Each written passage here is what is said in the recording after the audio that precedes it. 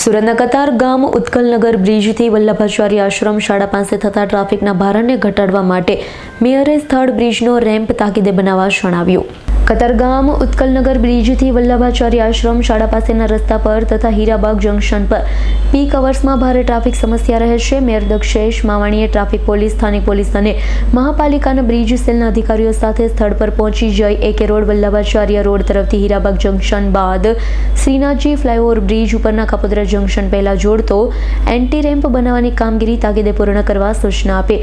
Anti ramp બનાવવાથી Hirabag junction પર peak અવર્સમાં ટ્રાફિકનું ભારણ ઓછું થશે. હીરાબાગ જંકશન પર ટ્રાફિકની સમસ્યાનો મહદઅંશે નિરાકરણ આવશે.